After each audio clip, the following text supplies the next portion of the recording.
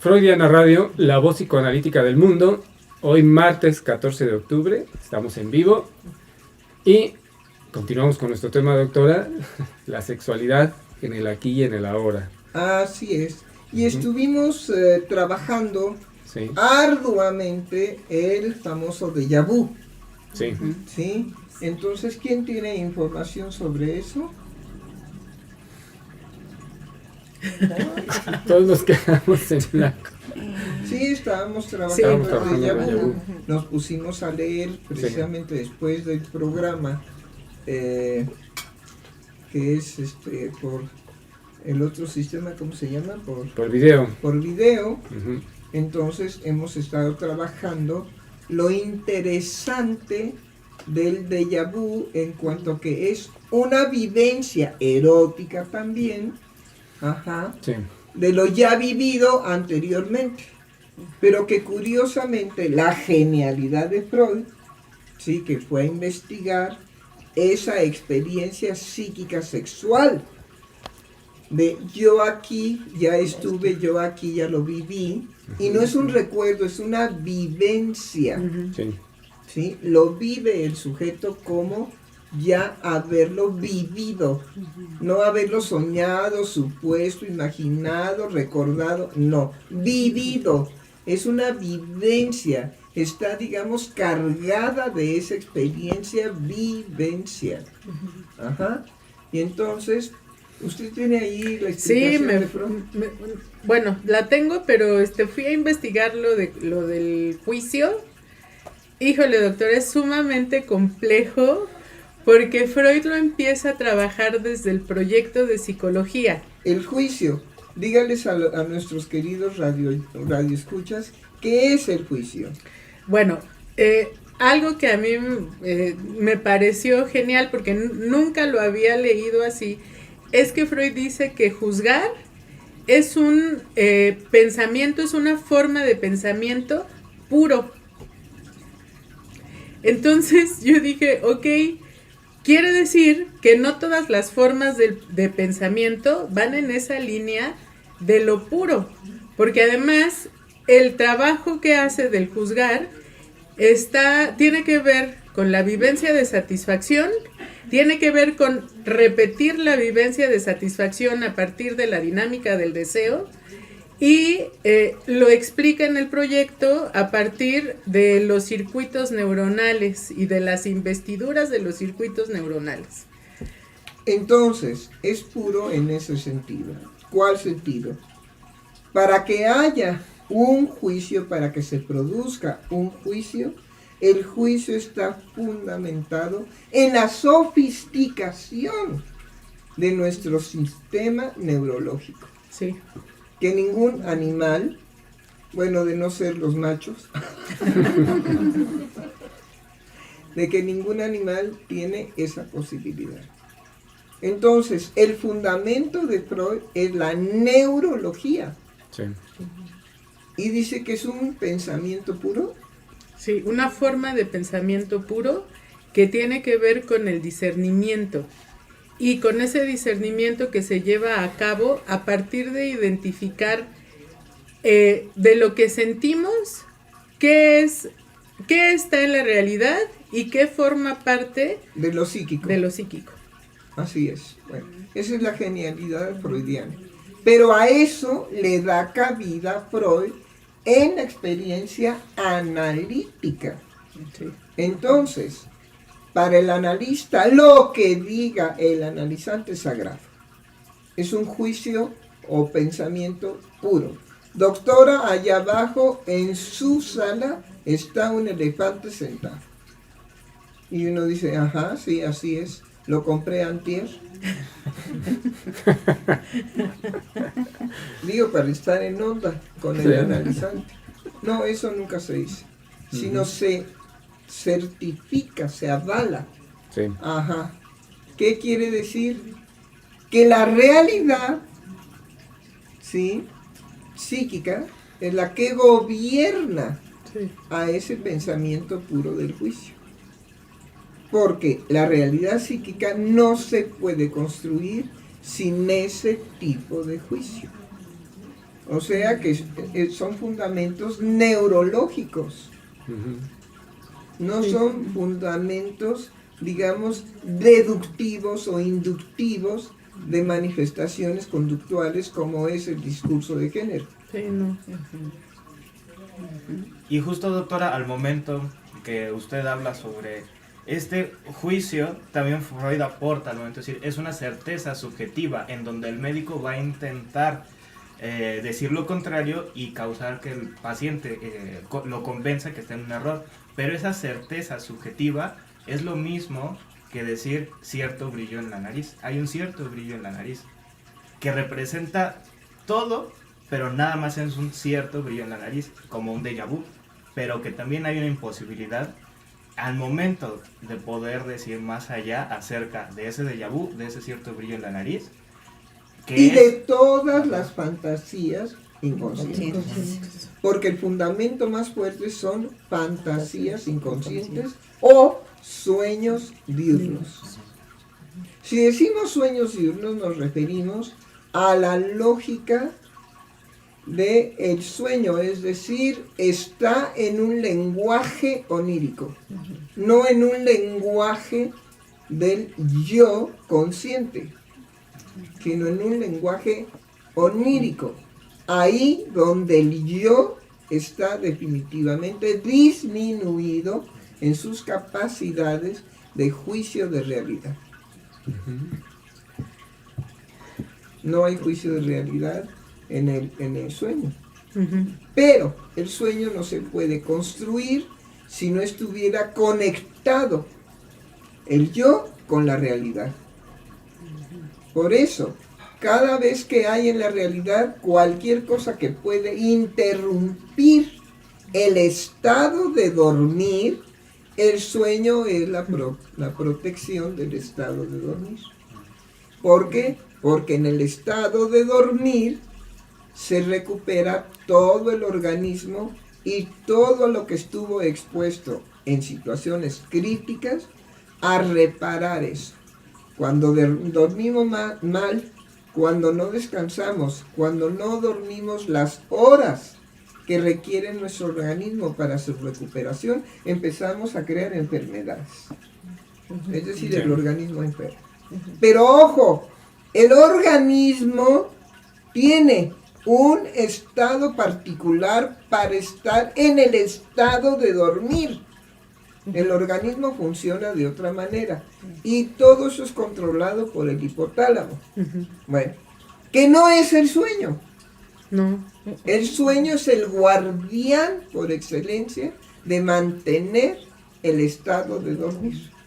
Pero como el sueño es psíquico, porque el sueño es una experiencia psíquica para poder llevar a cabo un cumplimiento inconsciente de deseo incestuoso, ¿sí? Pues también ahí hay crisis. Sí. Y entonces cuando estamos muy cercanos a una intensidad de cumplimiento de deseo prohibido, despertamos. El sueño se encarga de despertarnos. Es decir, se suspende la actividad reparadora del organismo y se vuelve a unir el sueño a esa dinámica de reparación. Se une el sueño y entonces vienen los sueños diurnos, los sueños sin el acompañamiento del estado de dormir. Bueno, mejor explicarlo. Sí, qué bárbaro. Híjole, sí, doctora, es que así como la voy siguiendo, me hace pensar en el texto que estaba leyendo, que se llama El creador literario y el fantaseo, en donde justamente lo que Freud va diciendo entre el pasaje del niño y el adulto en sus manifestaciones afectivas, en el niño es a partir de las construcciones del juego y en el adulto es a partir de los sueños diurnos, justamente en la creación. O sea, donde hace el énfasis Freud es en donde está depositado el monto de afecto en relación a la realidad. Y justamente ahí hace un pasaje entre el niño, el adulto, pero justamente como para el adulto, el develarse, el deseo inconsciente que está jugado en la fantasía diurna o en el sueño diurno, tiene que ver justamente con este monto de afecto en los deseos incestuosos. Entonces, por eso hay una experiencia de inhibición o por eso hay una vergüenza en el adulto, y hace todo un recorrido en donde Freud va diciendo que entre más fomente la fantasía como relación con la realidad, es cuando enferma, es cuando habla de la neurosis. Ahorita como la voy siguiendo me hace pensar justamente en esa línea. Entonces por eso me sorprendió cuando usted dijo, mejor explicado, pues sí, que el mismo texto, doctora. Ujú. Sí, realmente a mí me encanta, Híjole. para mí misma, poderme explicar lo intrincado de las relaciones que establece un trabajo de Freud con otro trabajo de Freud, con otro trabajo de Freud. Sí. Un Freud del 1899 y un Freud del 1900. Ujú. Entre 1899, un año después, es otro Freud. Sí. Sí. Y él lo sabe. Por eso inaugura el siglo con la interpretación de los sueños. Y por interpretar los sueños, Freud es envidiado por una cantidad de miserables cientifiquillos ahí, sí, que fueron a la escuela y aprendieron a leer, a escribir y a repetir lo que los vómitos intelectuales les dieron. Se los tragan y entonces ya después se erutan, repiten. La satisfacción de haberse tragado, sí, los vómitos intelectuales, que pues esos son. No permite la academia pensar. La academia solo permite, sí, aprender. Por eso cuando un niño no aprende, tiene problemas de aprendizaje. O sea, es un niño inteligente. Es un niño que no está de acuerdo con aprender. Sí. Él quiere jugar, porque el juego que es, por ahí me dijeron que era el juego. Sí, el juego, bueno, ay Dios mío,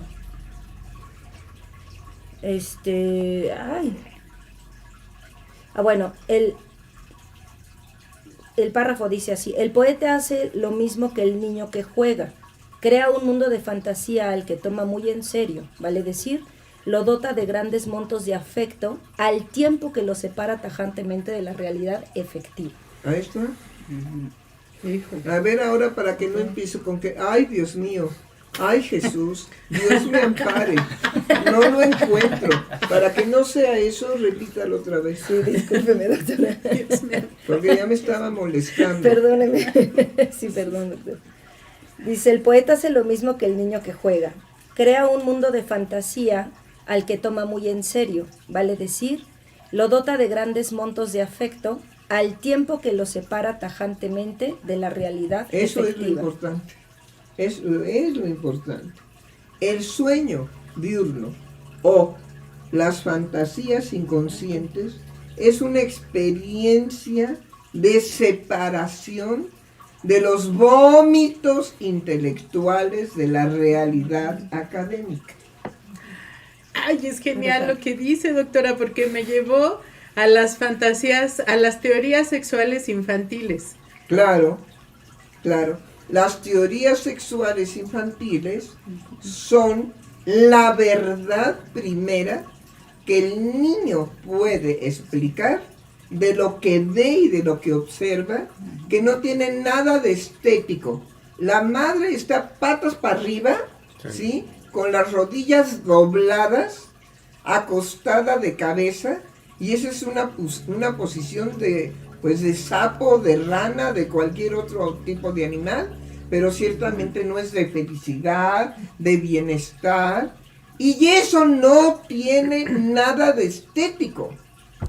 No. El único que se atrevió a sacar de una posición así una obra estética Sí. fue aquel que solamente pintó, ¿sí?, la vagina externa de la mujer. ¿Y cómo la llamó? El origen del mundo. Del mundo. ¿Del mundo o del universo? Del mundo. Bueno, El origen del mundo. universo. Del mundo. mundo universo. ¿Cómo? El origen del mundo. El origen del mundo, ¿sí? Pero ahí está la mujer acostada, Sí. nada más. O sea, que si levanta las piernas y las encoge, eso no es estético. Y lo que el niño observa cuando descubre el coito de los padres, pues es verdaderamente una cosa horrible, horrible. Y él tiene que ordenar esa impresión, a ver, a la 1, a las 2 y a las 3, ominosa. Ujú. Ahí está lo ominoso, ¿sí? De lo no estético, siendo estético. Sí. Ujú. ¿Por qué es estético? Bueno, porque corresponde a las posibilidades del coito humano, ¿sí? El normalito, Sí. ¿sí? No el que nos presenta Hollywood, que para soportarlo uno tendría que ser gimnasta olímpica, ¿sí? Sí. No, de veras, es que para llegar a todas las posiciones que nos pone Hollywood, híjole, hay que tener una condición física de primera. Sí, no. En cambio la otra es muy propia al género humano, a la especie. La mujer acostada, las rodillas dobladas para favorecer la penetración, ¿sí? Y dobladas y abiertas lo más posible en su extensión para que también el pene sea capaz de estimular el clítoris. Si no, la mujer se queda en blanco. Ujú. Ahora, hay algunas que teniendo clítoris estimulado, dicen, no, yo no encuentro ningún placer en esto, pero cumplo como esposa. Mm. Bueno, ok. Cada quien su lío con la sexualidad. Ujú. Bueno, ¿qué más, doctora Aguilar? ¿Qué pasó con las cartas? Ya no nos trae cartas la No, doctora. ya no nos trae cartas de amor, De amor. de Freud. Bueno, entonces No. el niño Sí. se horroriza Sí. cuando descubre por alguna razón lo antiestético Sí. del acto sexual, sí, de los padres. Sí. Ujú. Además, el cuerpo del hombre, sí, en relación a la cadera tiene que caber en esa genuflexión que hace la mujer y que abre las piernas y que estira precisamente lo más posible la cadera, una extensión, ¿sí? Porque el cuerpo del hombre entra precisamente en ese hueco Sí. que le proporciona el cuerpo femenino. Ujú. Pero pues no tiene nada de bello ni de nada, nada. Afortunadamente la mujer, si es que alcanza una satisfacción por la excitación de los movimientos que le permita tocar el clítoris al hombre con el pene internamente y externamente también. Sí. Porque digamos el roce, ajá, permite en la parte, digamos, externa, en la parte de arriba, permite precisamente la estimulación del clítoris, ¿no? Pero tiene que ser en lo interno. Entonces, pues todo eso, ¿y qué es lo que pasa? Cada quien está en su asunto. Sí. También eso no permite la famosa unión sexual, ¿sí? ¿No? Cada quien obtiene de esa unión su propia satisfacción. Ujú, ¿sí? Y no es compartida. Ujú. ¿Qué une eso, doctora? ¿En qué cartita, digamos, escribe?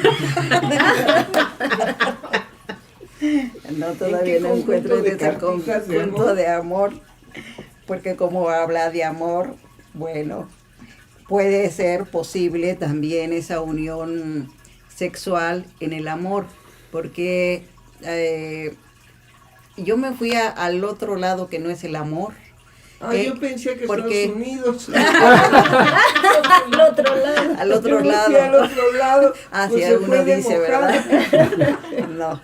Ok, No. ok. ¿Y? En cuanto a la delincuencia juvenil, y me llamó el caso de un, bueno, esta psicoanalista que se llama Friedlander, ¿Quién? es Friedlander.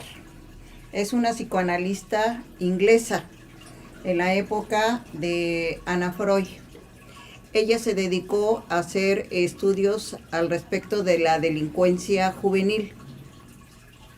Entonces, presenta un caso en donde me llama la atención esto de la mirada, doctora, de la mirada, porque hay un caso en donde ella presenta un caso de un hombre que es detenido por una falta a la moral.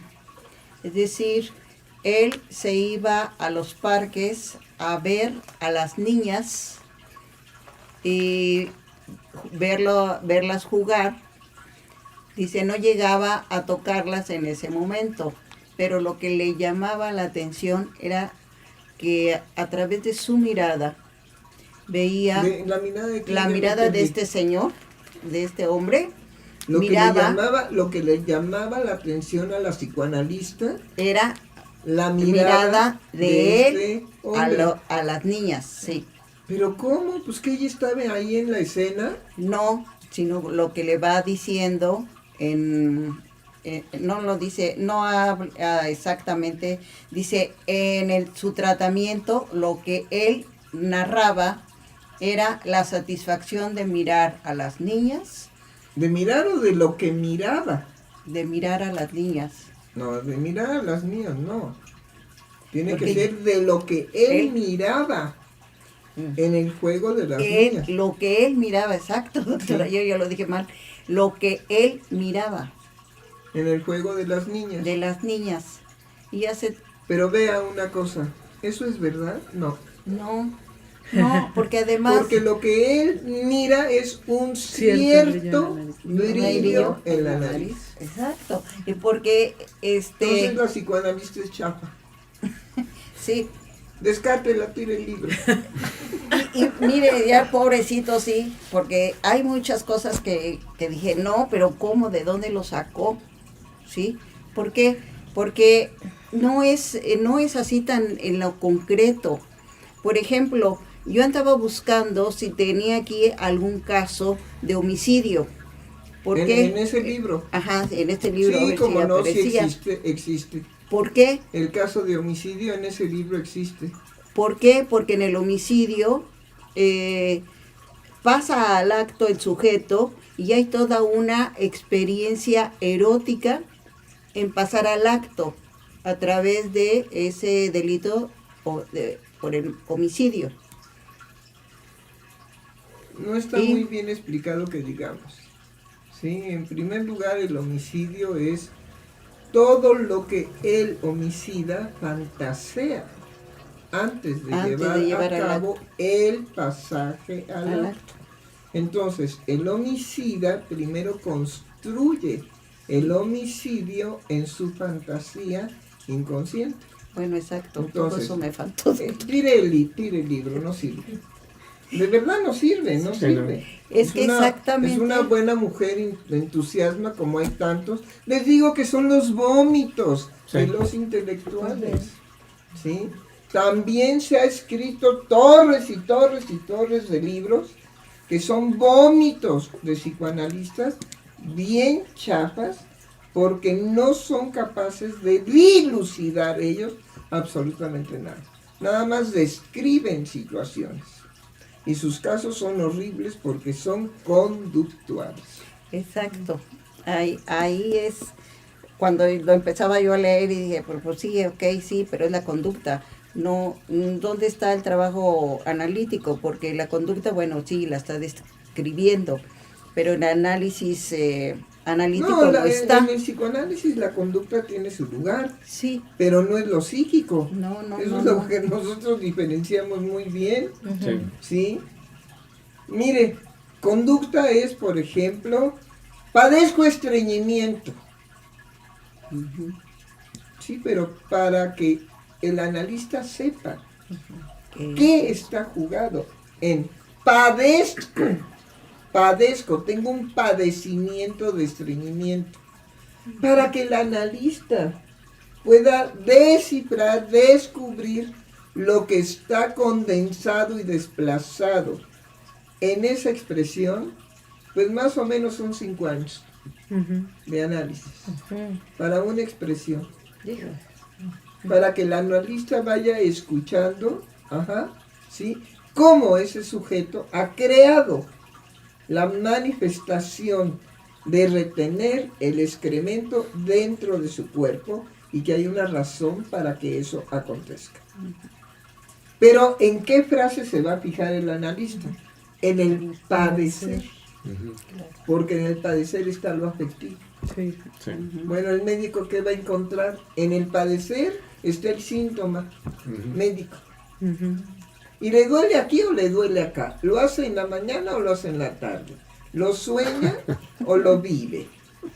Pero no pasa, el pobre médico pues está ajusticiado porque esa es la tarea del médico. En cambio, el analista dice, padezco. Si tiene un padecimiento, que hay ahí, un goce. Para padecer algo, Sí. se necesita gozar de eso. Si no, no tiene chiste. No tiene chiste ni significación psicoanalítica. Ahora, padezco de. Ahora viene la conducta de estreñimiento. Ha creado una conducta ad hoc para el goce que está en el decir del padecimiento. ¿Qué tiene que ver ahí la psicología? O la pobre inglesa esta psicoanalítica que es, Psiquiatra, bastante- además de ¿cómo? psiquiatra. Además de psiquiatra. bueno, está muy bien Entonces, pues, preparada.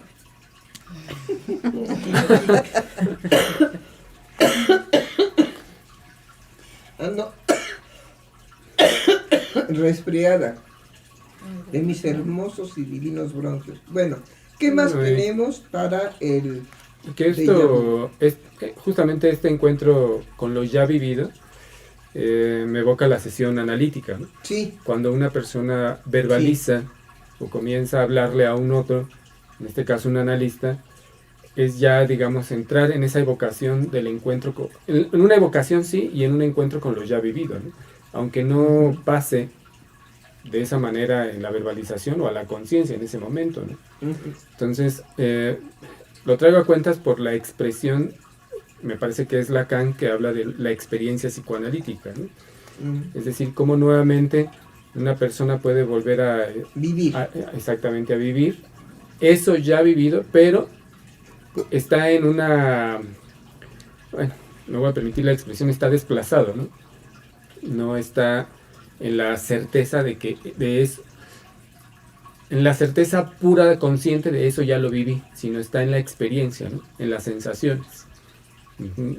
Y ahorita que también nos hablaba del sueño, pues es justamente como una sesión analítica es en esta línea, ¿no? En la muy semejantes al sueño diurno, ¿no? Por la evocación nuevamente de eso ya vivido. Que puede Ahora, tener múltiples caras, ¿no? Facetas, bueno. o Claro, fases. ahora hay que distinguir el déjà vu Mm, de lo que es el recuerdo Sí. o del volver en la clínica a revivir, ahí sí, lo vivido, sí. ¿sí? Que es lo que el analista busca, a revivir lo que ya está vivido, no el déjà vu, Ujú. que no es revivir lo vivido, es como si yo ya hubiera vivido eso, pero nunca lo viví.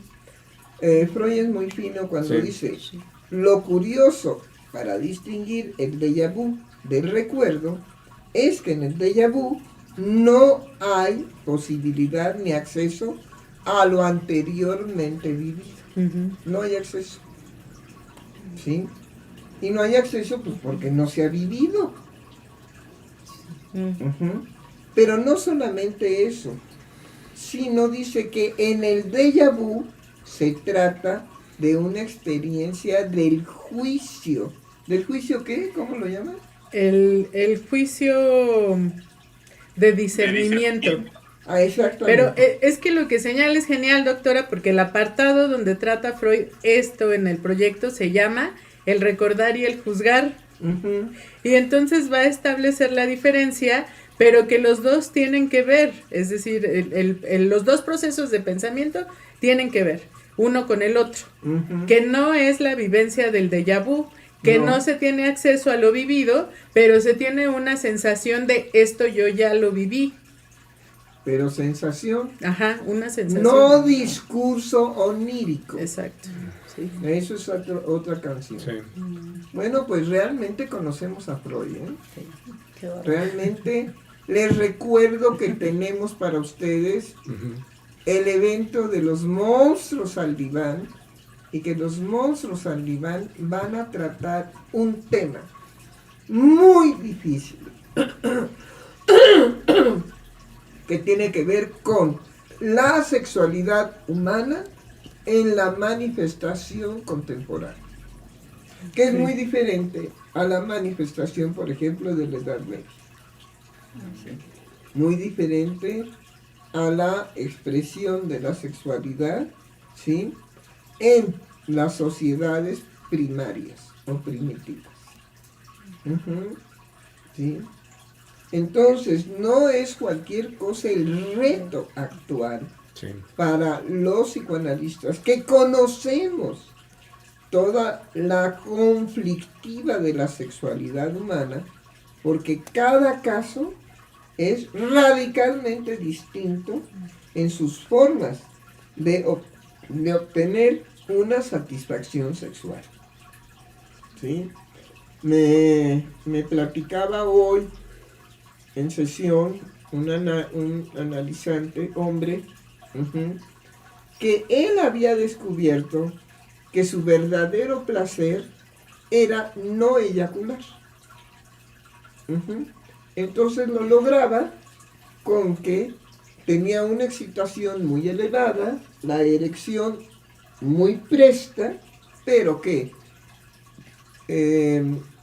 se bajaba completamente su erección en el momento en que iba a penetrar a la mujer, ¿sí?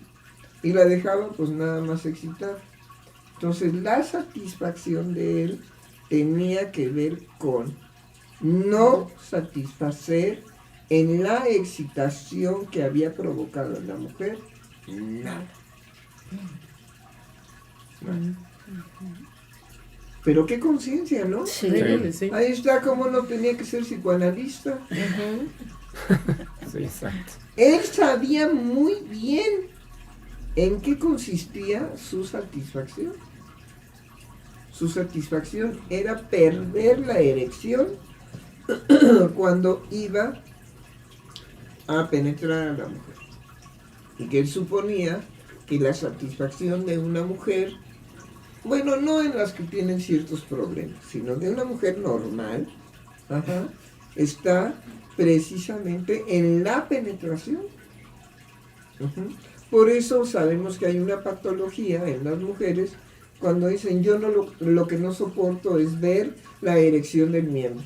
Yo lo que no soporto es ver esa erección y luego saber que voy a ser penetrada con eso. Y hay que preguntarles con qué es. Ujú. Sí. Para no hablar en las Sí. sesiones Sí, en sí. balones Sí. entendidos. ¿Sí? Porque con eso, porque eso bien puede ser el padre de la chica con esa erección Claro. y rechazar la penetración por el horror que le pudo haber dado de niña, ¿sí?, la penetración que iba a cometer el padre con ella. ¿Me explico? Sí. Sí. Entonces no hay que dar por hecho que uno entiende. ¿A qué eso se refiere? Bueno, vean lo apasionante y lo complicado que es el escuchar la sexualidad humana. Muy bien, ¿alguna otra cosa? ¿Comentarios? ¿No hay? No, hasta el momento no, doctor. Están descansando. Mm. Sí. Bueno, ¿qué horas son? 12:40. 12:40. 12:40. ¿Qué más? ¿Qué otra cosa traen? para la conversación. En la línea, doctora, también de las teorías sexuales infantiles, Sí. porque lo estaba trabajando en relación a lo ominoso. Ah, ok. Porque cuando Freud hace este trabajo de las teorías sexuales infantiles, habla del cuestionamiento que se hacen los niños cuando se les comunica que van a tener un hermanito, de dónde vienen los niños. Ajá. Entonces empiezan a llevar a cabo un trabajo de pensamiento en el discernimiento, a partir, por ejemplo, de que ven que la panza de la madre crece. Y dice Freud, bueno, ellos empiezan a tener un discernimiento y asocian, bueno, si el hermanito está en la panza de la mamá, seguramente ella se lo comió. Y hacen ese tipo de deducciones. Y se asocian cuestiones bueno, yo lo vi en relación al ominoso, por lo que se van develando a partir de esos discernimientos que ellos hacen, ¿no? Por ejemplo, que la madre tiene al bebé igual que cuando va al baño, ¿sí? Y depone, pues de la misma manera va a tener al hermanito, o sea, lo va a cagar. Entonces, creo que en esa situación de cómo disciernen los niños, surge lo ominoso en relación a aquello que produce horror en relación a la explicación y a lo que ellos observan. Y que desde el inicio que los niños crean estas teorías sexuales infantiles, aparece lo ominoso, ¿sí? También en relación al acto sexual, cuando descubren el coito entre los padres, y que eso se percibe, el escenario se percibe como algo violento. No solamente por la actividad o por los ruidos que pueden escuchar, sino también hay una cuestión ahí en relación a la sangre, de el presenciar, bueno, ay, ¿cómo era eso? Bueno, hay un horror en relación a la sangre cuando se dejan rastros de sangre después de haber tenido el coito. Ah, ya.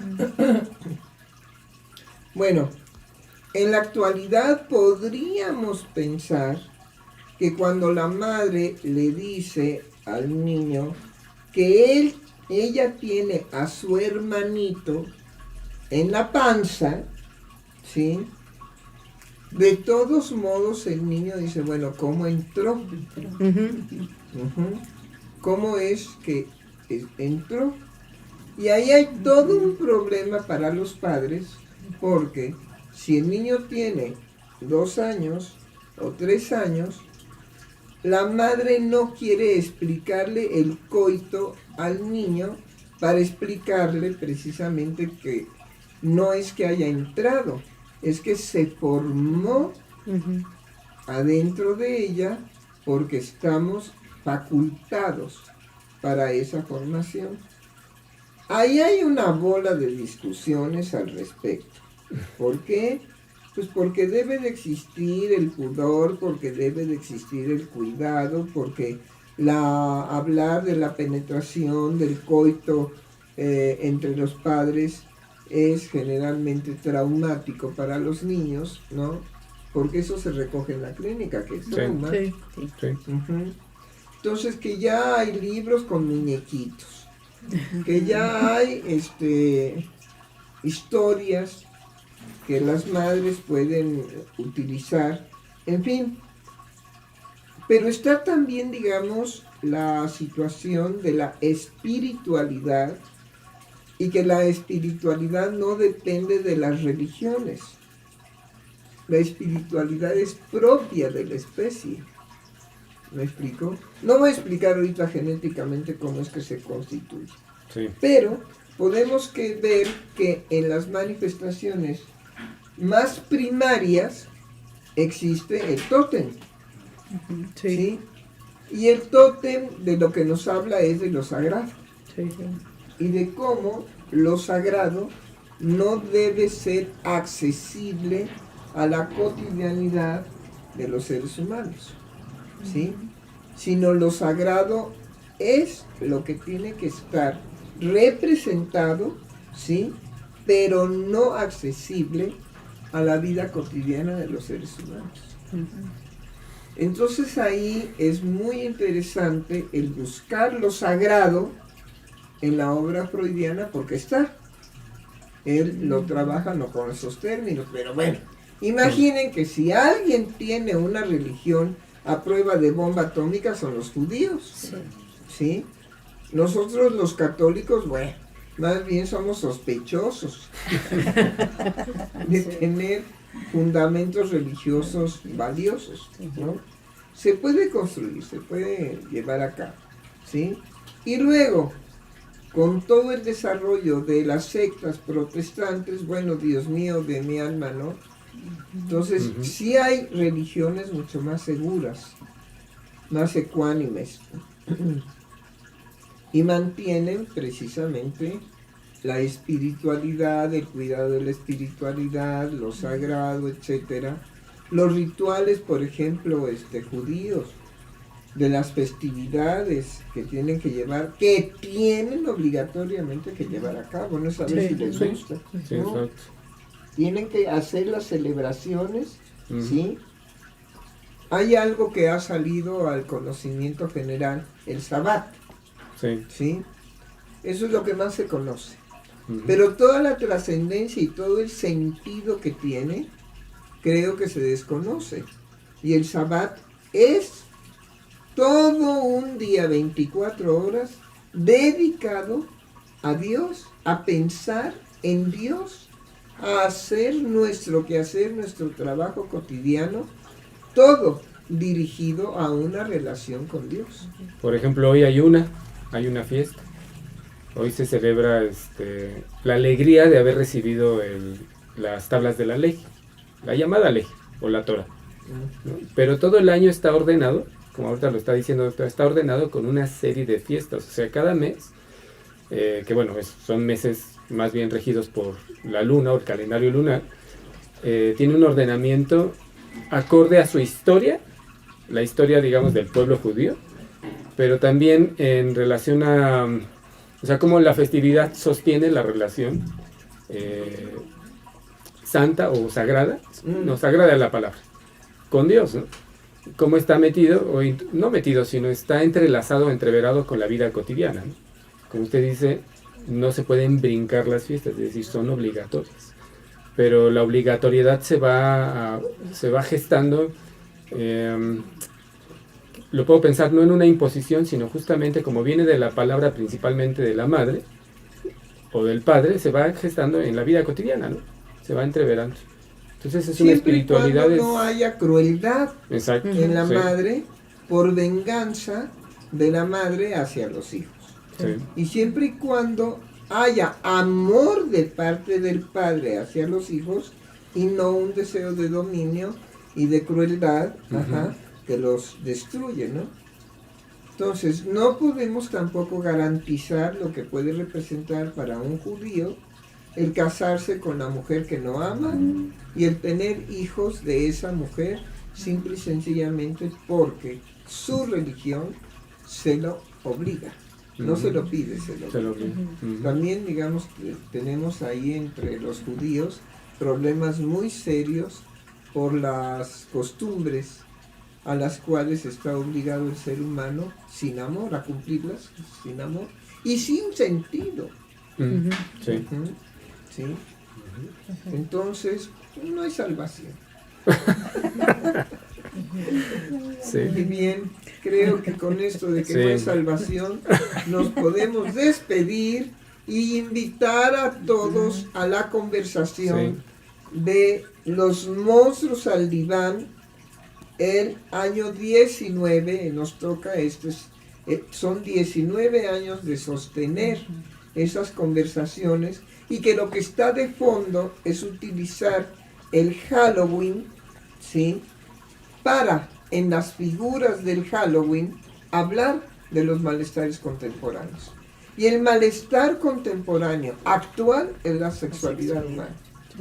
Tenemos todo lo que se ha desencadenado a partir del crimen que comete este joven, ¿sí? En contra de un inocente que le destruye la posibilidad de vida, sí, y de gusto y de muchas cosas, ¿no? Va y cuarta la vida de este joven, simple y sencillamente porque la mujer con la que estaba él en ese noviazgo, ¿sí?